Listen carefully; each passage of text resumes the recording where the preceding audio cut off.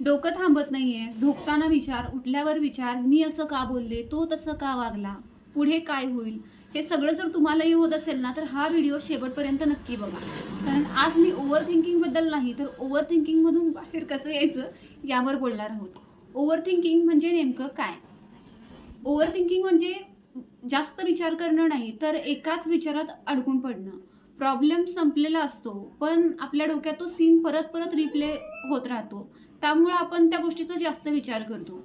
सगळ्यात वाईट गोष्ट म्हणजे ओव्हर थिंकिंग आपल्याला फक्त थकवतं, आपल्याला फक्त इमोशनली ड्रेन करतं.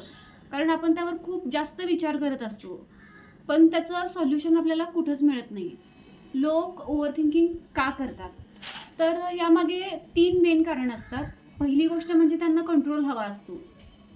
सगळं आपल्या कंट्रोलमध्ये हवं असतं, पण असं होत नाही ना, की आज सगळंच आपल्या कंट्रोलमध्ये राहील असं किंवा आयुष्यात सगळ्या गोष्टी आपल्या हातात नसतात. Second one is emotional attachment. जे आपल्याला जास्त महत्त्वाचं वाटतं, त्यावर आपण जास्त विचार करत राहतो. आणि third one is a silence. जेव्हा बाहेर शांतता असते, तेव्हा आतला आवाज हा खूप मोठा असतो. ओव्हर थिंकिंग थांबवण्यासाठी आपण काय करू शकतो? तर खरं तर काहीच नाही करू शकत. फक्त प्रयत्न करू शकतो, की आपल्यात काय बदल घडवता येतील. तर सगळ्यात मोठी चूक ही आहे, की आपण विचार येऊ नयेत असा प्रयत्न जास्त करत असतो. विचार हे येणारच आणि ते येऊ द्यावेत. पण त्यांना बसून चहा पाजायची गरज नाही. विचार येणे खूप नॉर्मल आहे, पण त्या विचारात अडकून पडणं हा मोठा प्रॉब्लेम आहे. तर आपण अजून एक गोष्ट करू शकतो. जर व्हॉट इफला व्हॉट नाऊमध्ये कन्व्हर्ट केलं. म्हणजे फॉर एक्झाम्पल, असं का झालं? जर तसं झालं, तर हे जे प्रश्न आपल्या डोक्यात येत राहतात, ह्यानी आपण इमोशनली ड्रेन होतो किंवा ते आपल्याला आपलं डोकं थकवतात. तर यापेक्षा या प्रश्नांना असं रिप्लेस करा, की आत्ता माझ्या हातात काय आहे? आता मी काय करू शकते? हे असे विचार केल्याने कदाचित आपण ओव्हर थिंकिंगला थोडं का होईना पण ओव्हरकम करू शकतो. आता तिसरी गोष्ट म्हणजे मनातलं मनात ठेवू नका. If you have someone you can go to them and talk to them. किंवा मग नाही जमलं, तुम्हाला बोलायला लोकच नसतील, तर तुम्ही एखाद्या डायरीमध्ये नोट करा. स्वतःशी बोला. मनात गोंधळ आहे म्हणून आयुष्य गोंधळलेलं वाटतं, बाकी काहीच नाही. चौथी गोष्ट म्हणजे थोड्या ॲक्टिव्हिटीज करा. म्हणजे फॉर एक्झाम्पल थोडे शारीरिक हालचाली होऊ द्या तुमच्या. बाहेर फिरायला जा, स्ट्रेचिंग करा, डीप ब्रीथिंग करा. माइंड शांत व्हायचं असेल ना, तर बॉडी आधी शांत करावी लागते.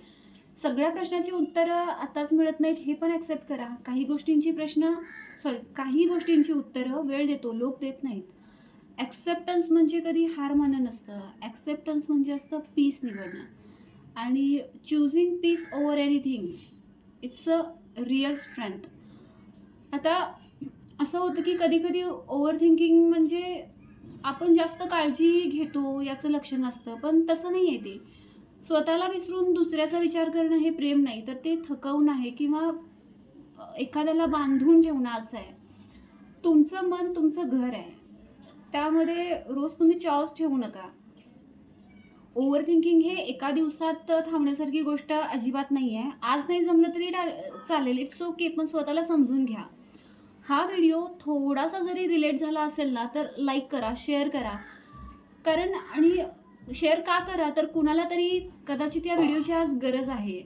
अशाच शांत आणि रिअल गोष्टीसाठी सबस्क्राईब करा आणि शेअर करा. तर नमस्कार. पुन्हा भेटू पुढच्या एका व्हिडिओमध्ये एका शांत विचारासोबत.